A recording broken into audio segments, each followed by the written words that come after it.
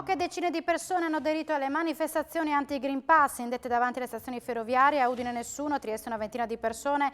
Nel capoluogo friulano corteo contro la certificazione all'Ateneo. Primo giorno di Green Pass anche per le scuole. Gli istituti hanno regolarmente aperto i battenti, controlli rallentati dall'assenza della piattaforma unica. A Roveredo una maestra si è presentata con l'avvocato per entrare. Il sindacato degli anestesisti chiede alla Regione di rivedere i dati sulle terapie intensive. I posti non sono 175, dicono, ma solo 80. Il dato, se modificato, potrebbe far cambiare colore al Friuli Venezia Giulia.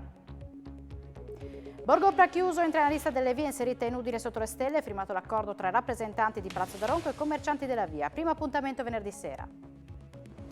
3 medaglie paralimpiche oggi dalla nostra regione. Zoppola festeggia il bronzo di Giada Rossi nel tennis tavolo. Spilimbergo per la ciclista Katia Ere. Bibione e Lignano esultano per l'oro di Antonio Fantini e 100 stile libere con un nuovo record del mondo.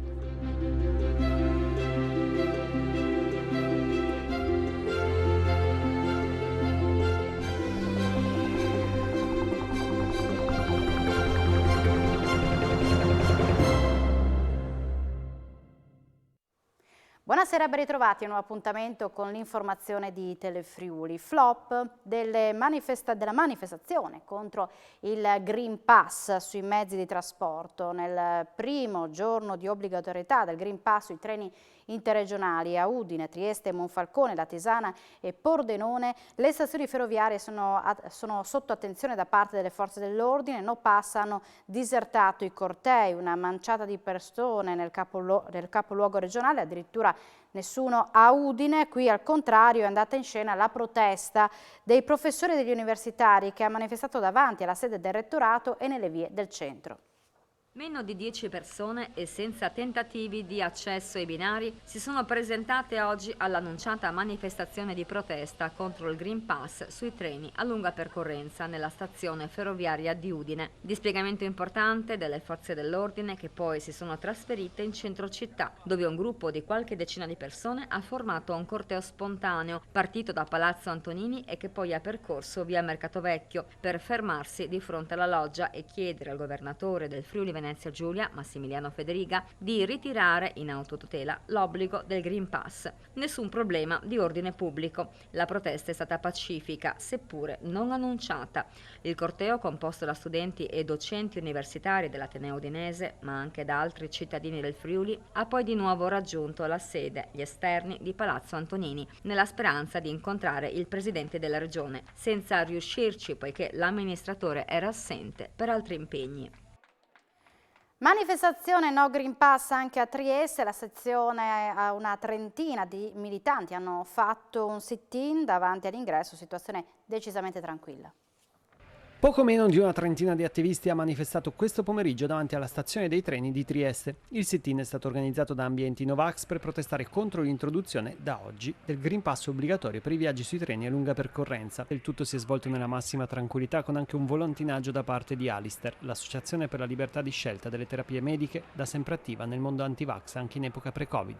Importante la presenza delle forze dell'ordine, in particolare della Polizia di Stato, sia con la Digos che con la Polfer, in supporto anche alcuni carabinieri. Il presidio era iniziato intorno alle 15 quando c'è stato qualche piccolissimo momento di tensione tra un manifestante e un cameraman, situazione però veramente contenuta, e si è conclusa intorno alle 16. All'interno nessun disagio per chi doveva partire o per chi arrivava e per il Frecciarossa delle 17 verso Milano. Analoga iniziativa anche all'Università di Trieste, dove alle 11 si è tenuto un presidio no Green Pass. Protesta quasi solitaria a Monfalcone, dove è stato confermato il flop delle manifestazioni no pass. Flop della manifestazione Novax anche a Monfalcone. Davanti alla stazione ferroviaria si sono ritrovati solo 8 manifestanti all'ora prestabilita, ovvero alle 14:30 di oggi. Alle 15, orario indicato per il blocco delle stazioni ferroviarie a livello nazionale, i treni hanno proseguito nel loro consueto tragitto di pendolari. Vario lo schieramento di forze dell'ordine, in primis polizia, carabinieri e Digos, ma anche gli uomini della polizia locale. Chiusa la biglietteria e la sala d'aspetto, ma non si sono verificati tafferugli o problemi di ordine pubblico. Primo giorno di Green Pass anche per il mondo della scuola. Vediamo com'è andata a Udine in attesa dell'entrata in funzione della piattaforma digitale prevista per il 13 settembre. Da oggi il Green Pass scuola è obbligatorio per poter accedere agli edifici scolastici e lavorare. Dovranno esibirlo insegnanti, personale ATA, ma non gli studenti.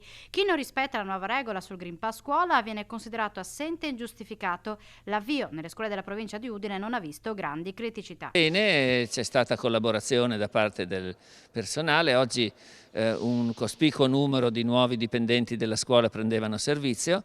In questa prima giornata il personale che è venuto in servizio non è moltissimo, no? In quanto facciamo per esempio gli scrutini a distanza, il personale non è molto, quindi il controllo è stato abbastanza veloce. Le azioni si sono svolte regolarmente, mi sono avvalsa della collaborazione di docenti e personale ATA per sostenere l'impegno e per arrivare a tutto il personale. Insomma, è stato un po' macchinoso all'inizio, però alla fine devo dire la verità che sono soddisfatto del risultato ottenuto. Insomma. Non ho notizie di manifestazioni eclatanti, di proteste estreme, quindi diciamo le criticità riguardano proprio la mancanza del possesso della certificazione verde. Non sempre le giustificazioni addotte sono quelle che ci consentono comunque di avere un certo tipo di atteggiamento. È importante che le scuole vengano dotate anche di personale aggiuntivo, non solo per controllare la posizione vaccinale del personale, ma anche per garantire un'offerta formativa adeguata. Primo giorno di scuola con Green Pass anche negli asili e nei nidi. A Udine lo stesso sindaco Fontanini ha voluto verificare la correttezza delle operazioni. Primo giorno di controlli per il Green Pass tra insegnanti ed educatori anche negli asili e nei nidi. Qualche ritardo nei controlli vista l'assenza della piattaforma, ma non si sono registrate criticità. A Udine lo stesso sindaco Fontanini è voluto scendere in campo per verificare le operazioni, controllando la correttezza dei controlli. E oggi proprio il primo giorno di scuola per questi che sono piccolissimi, perché stiamo parlando di bambini dai primi mesi di vita a 3 anni e quindi sono il futuro di questa città. Oggi iniziano in pratica la frequenza al nido con tutti gli accorgimenti necessari, perché siamo, come sapete, ancora all'interno di questo problema della pandemia da coronavirus, ma ho parlato con la coordinatrice che mi ha assicurato che tutte le insegnanti hanno il Green Pass e che le cose stanno procedendo molto bene. A Roveredo in Piano l'unico caso segnalato in regione di una maestra allontanata dalla scuola perché sprovvista di Green Pass. Si presenta all'asilo nido in cui lavora come insegnante ma non ha il Green Pass. Per questo una maestra è stata rimandata indietro ed è stata costretta a rimanere fuori dall'istituto per bambini. Si tratta dell'unico caso segnalato in regione nel giorno del debutto del Green Pass a scuola. È successo a Roveredo in Piano, protagonista della vicenda Nilla Cecchin, dipendente da 20 anni di un asilo nido privato. Erano le 7:30 quando la maestra, che attendeva da giorni una comunicazione per iscritto dell'impossibilità di accedere alla struttura, le è stato negato l'ingresso. Aveva raggiunto l'asilo assieme al suo legale e sul posto sono intervenuti i vigili urbani per verbalizzare il diniego d'ingresso. Restiamo ancora in tema di Green Pass perché nel pomeriggio il rettore dell'Università di Udine, Roberto Pinton, ha reso noto che i controlli sistematici dei Green Pass per docenti, studenti e personale dell'Ateneo Friulano inizieranno il 6 settembre. I controlli, ha spiegato Pinton, avverranno attraverso un sistema ramificato di deleghe. Per il 16 settembre, giorno ufficiale di apertura delle scuole del Friuli Venezia Giulia, i sindacati ANIEF e SISA hanno indetto uno sciopero a livello nazionale.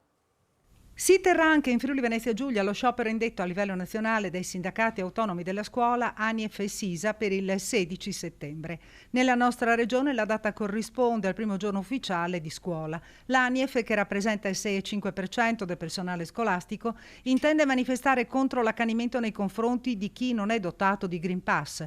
Sono numeri minimi rispetto alla situazione complessiva, spiega il segretario regionale ANIEF Ettore Michelazzi, sottolineando che i toni della polemica sono eccessivi e fanno passare in secondo piano alcune problematiche ben più importanti, come le classi pollaio e l'alta percentuale, si parla del 20%, del personale supplente.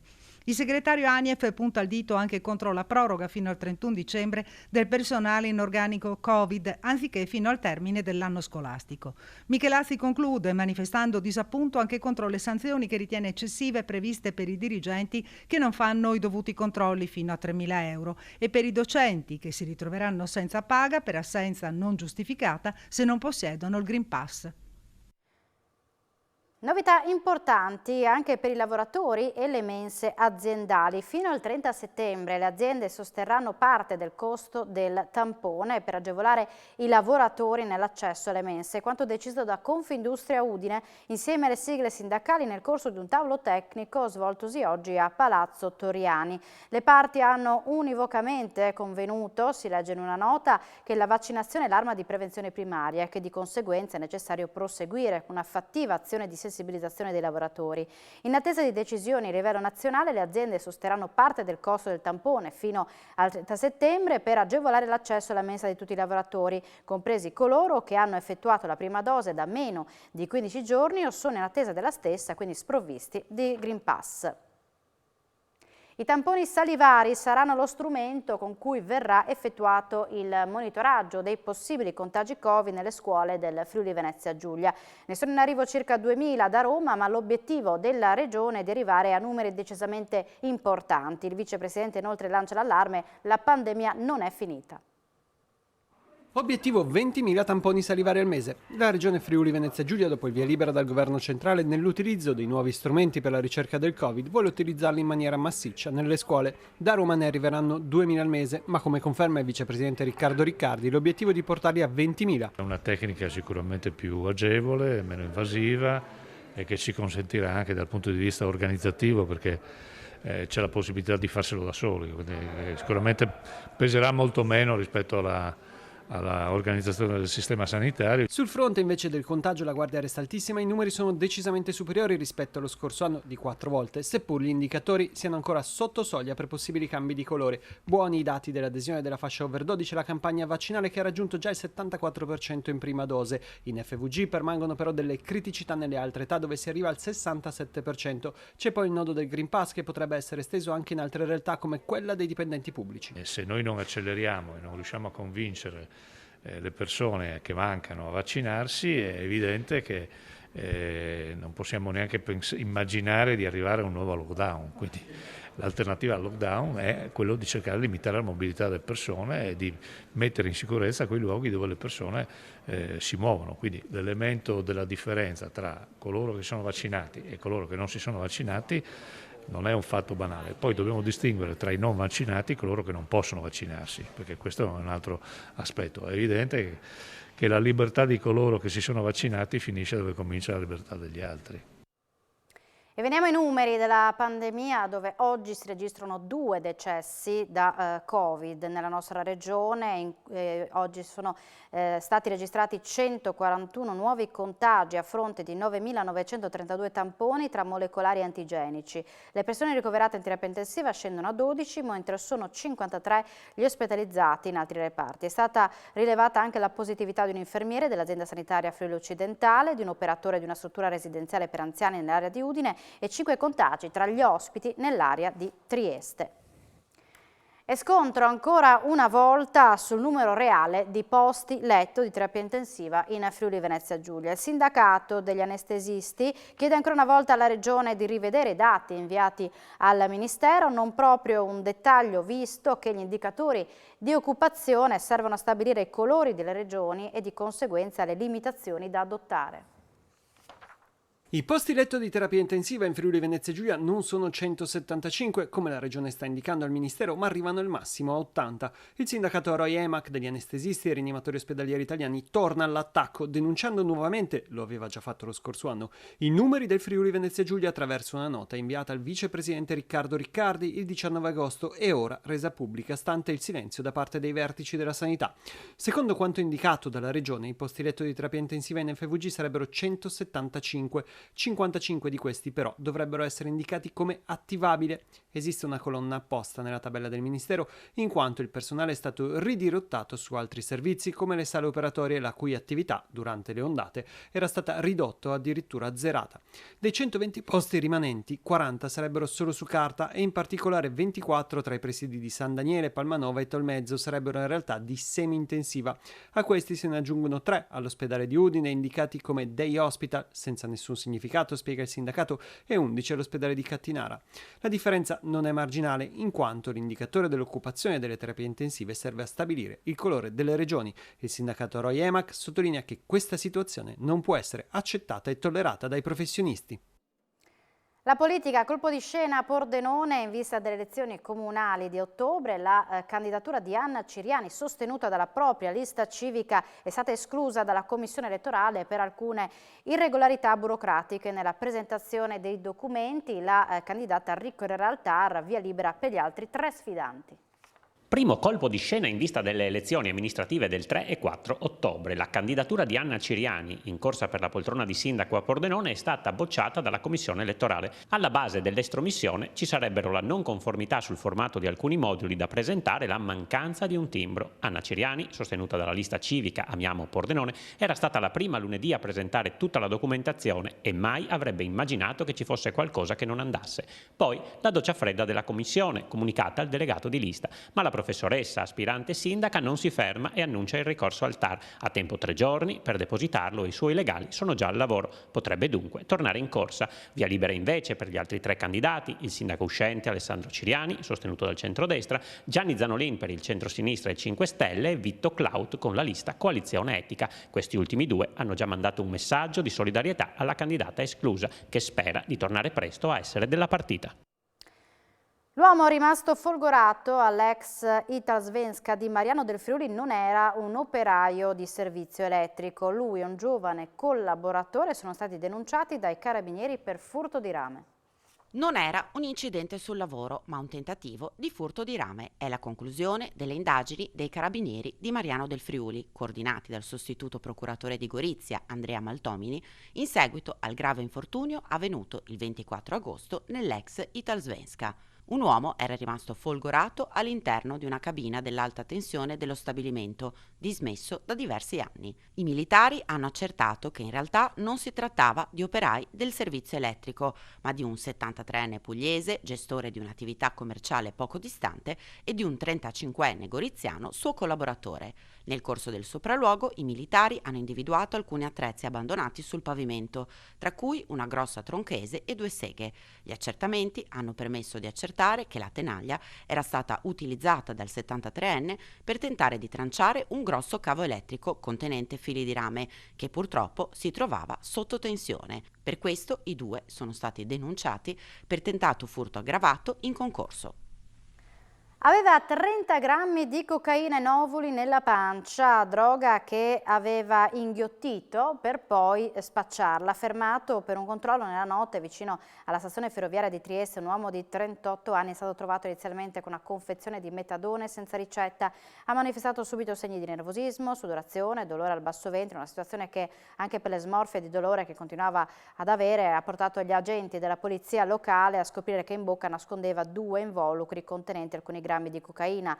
Condotto all'ospedale di Cattinara per una radiografia, è stato trovato con ulteriori 30 grammi di droga nel ventre. È stato arrestato e portato in carcere. Borgo Prachiuso entra a far parte del circuito di Udine sotto le stelle. Nel capoluogo friulano è stato siglato l'accordo tra rappresentanti di amministrazione comunale e del borgo. Si comincia venerdì sera grazie alla collaborazione di esercenti della via. Mi trovo in Borgo Prachiuso a Udine, dove è appena stato siglato un accordo fra il comune di Udine e lo stesso borgo per valorizzare via Prachiuso e farla entrare nell'iniziativa Udine sotto le stelle. Che cosa rappresenta per le persone del borgo, per le attività commerciali della zona? Abbiamo con noi Nello Coppetto in rappresentanza appunto di via Prachiuso. Sì, grazie. Allora, per quanto riguarda il borgo, l'iniziativa è è un'iniziativa che vuole dare sviluppo e energia a questo borgo che da tempo che è fermo causa il coronavirus, dove la festa di San Valentino non è stata fatta, ma soprattutto per rilanciare il borgo in questa nuova visibilità e quindi dare supporto alle attività di poter lavorare al meglio e quindi con più energia per quanto riguarda questo periodo di difficoltà. In rappresentanza del Comune di Udine l'assessore Maurizio Franz. Intanto si comincia con questo venerdì, poi si vedrà come si svilupperà. Con grande soddisfazione che vediamo che l'iniziativa di Udine sotto le stelle si arricchisce di un'ulteriore stella, ed una stella luminosa perché si tratta di uno dei borghi storici del comune di Udine, Borgo Prachiuso, dove tradizionalmente si svolge la festa di San Valentino, e quindi penso che questa sarà di nuovo una grande occasione per le attività economiche di questo borgo e di questa via, ma anche e soprattutto per i tanti cittadini che avranno modo di godersi questi angoli molto belli e suggestivi della città.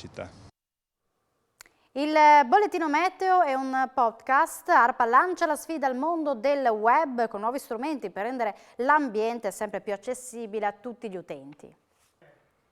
Sempre più vicini al cittadino con canali social, bollettini e un nuovo sito. ARPA FVG, la costola della regione che si occupa di ambiente e previsioni meteo, continua la sua crescita e ha lanciato oggi, 1 settembre, il canale Telegram, dove sarà possibile reperire tutti i giorni, dal lunedì al venerdì, intorno alle 14, il bollettino meteo da 90 secondi in formato audio e video. Una volta alla settimana sarà pubblicato anche un podcast con i temi ambientali, dalla durata di 5 minuti. Ci saranno poi avvisi vari e una serie di messaggi non a pioggia per non intasare i cellulari degli utenti. In 2 anni abbiamo attivato il canale LinkedIn, quindi una piattaforma per un uso più professionale dove diamo alcune forme di informazione. Abbiamo attivato il canale Instagram, le popolazioni, le persone, soprattutto quelli più giovani, si stanno spostando da Facebook verso altre piattaforme. Intendiamo raggiungerli anche questo con altri tipi di messaggi, con altri linguaggi. Da un sondaggio fatto da ARPA, l'81% dei cittadini del Friuli Venezia Giulia la considera una realtà attendibile, e per questo la crescita proseguirà con un nuovo sito che sarà presentato nelle prossime settimane e le app già scaricabili sia su Apple che Android. Diverse prime assolute a Mittelfest che portano in scena il meglio del teatro, della danza e della musica proveniente dalla Mitteleuropa. Giunto nel cuore della sua rassegna, Mittelfest continua a stupire con diverse prime assolute che portano in scena il meglio del teatro, della danza e della musica proveniente dalla Mitteleuropa. Giovedì è la giornata del tanto atteso concerto letterario Six Memos, in doppia replica alle 19 alle 21:30, tratto dalle lezioni americane di Italo Calvino, in cui il violoncello di Enrico Bronzi e le parole di Paolo Di Paolo ricompongono il ritratto dell'umanità per il nuovo secolo abbozzato nel 1985 da Calvino. Si passa poi al teatro alle 17 con Carla e Nadia Studio intorno ad un incontro del teatrista il Furlan. Mezz'ora dopo, alle 17:30, lo spettacolo Laboratorio uguale ma più piccolo di Kepler 452, che intende indagare attraverso gli strumenti del teatro il più complesso dei rapporti che esiste in natura, quello tra genitori e figli. Alle 19 poi spazio alla danza con il duo acrobatico tedesco Chris e Iris. Il Friuli Alato, la tradizione del volo in Friuli, è il 60° anniversario delle Frecce Tricolori. È il titolo dell'evento che ieri sera ha visto protagonisti a Villa Santina tutti i piloti della PAN. Un appuntamento emozionante per tutti gli appassionati del volo e delle funamboliche esibizioni dei piloti della pattuglia acrobatica nazionale. Questo è stato l'incontro, il Friuli Alato, la tradizione del volo in Friuli, il 60° anniversario delle Frecce Tricolori, organizzato dai comuni del Parco Intercomunale delle Colline Carniche, Villa Santina, Nemonzo, Lauco e Raveo, in collaborazione con l'Associazione Aeronautici del Malignani. Eccezionalmente la PAM era presente al gran completo, salutata dal sindaco di Villa Santina Domenico Giatti e dall'assessore regionale Barbara Zilli, nonché dal caloroso pubblico che ha potuto partecipare nel pieno rispetto della normativa anti-Covid. Apertura con un omaggio canoro del gruppo corale folcloristico Sot la Nape, poi i diversi interventi, tra i quali quelli dei vertici dell'aeronautica e delle Frecce Tricolori, che hanno sottolineato i valori fondamentali più in generale di tutto il corpo, primo fra tutti quello dello spirito di squadra. squadra. L'assessore regionale Zilli, che ha definito le Frecce tricolori un orgoglio della nostra regione, ha spiegato come il percorso della PAN e della storia del volo in Friuli Venezia Giulia sia favorito e stimolato dall'alta formazione scolastica garantita dal Malignani di Udine da decenni. Da queste eccellenze, ha detto, la regione non può che tirare un senso di fiducia nelle capacità di saper affrontare le sfide del domani. A chiudere la serata c'è stato anche una sorpresa fuori onda, il saluto al telefono di Enzo Cainero a quelli che ha definito gli amici delle Frecce tricolori. L'oro con record del mondo di Antonio Fantini, il bronzo della cinquantenne Katia Ere, il bronzo di Giada Rossi, che ad aprile era stata quasi fermata a causa di un serio problema fisico. Sono 3 storie straordinarie nate in Friuli Venezia Giulia che hanno portato oggi altrettante medaglie azzurre alle Paralimpiadi di Tokyo. Tutto con 2 bronzi, poi anche l'oro e il record del mondo. Giada Rossi, Katia Aire e Antonio Fantin hanno regalato 3 medaglie all'Italia alle Paralimpiadi di Tokyo. Il nuotatore di Bibbione ha rispettato pronostici e trionfato nella prova dei 100 metri stile libero, chiudendo in 1:3:71, nuovo record del mondo. Grazie ai miei amici, al mio staff, al mio allenatore e alla mia famiglia, con mia mamma che mi portava in piscina sin da piccolo. È stato questo il suo primo pensiero. L'età è solo un numero, ha commentato invece la spilimberghese Katia Aire, terza nell'handbike, al suo debutto olimpico, regalo per i 50 anni. Il primo pensiero è stato per la famiglia anche da parte di Giada Rossi, la pongista di Zoppola, già bronzo individuale a Rio, si è dovuta arrendere alle fortissime cinesi in semifinale nel doppio, ma si è goduta comunque il terzo posto con la compagna di squadra Michela Brunelli, una conferma affatto scontata.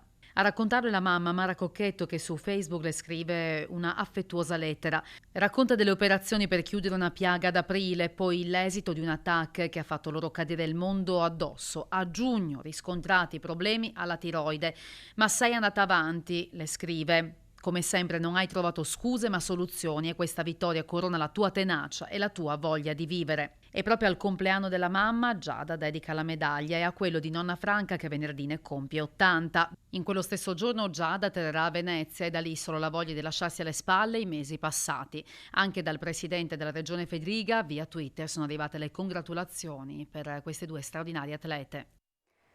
E restando a Tokyo sarà Matteo Parenzani il portabandiera italiano alla cerimonia di chiusura delle Paralimpiadi. Il 18enne triestino, il più giovane atleta della spedizione azzurra, sarà accompagnato da Massimo Pischiutti di Gemona, a sua volta il più giovane tecnico italiano. E tra poco a Sport FVG si parlerà anche della situazione della Manzanese Calcio e del calendario dell'Udinese con anticipi e posticipi. Noi siamo in chiusura, vi ringrazio per l'attenzione, buona serata su Telefriuli.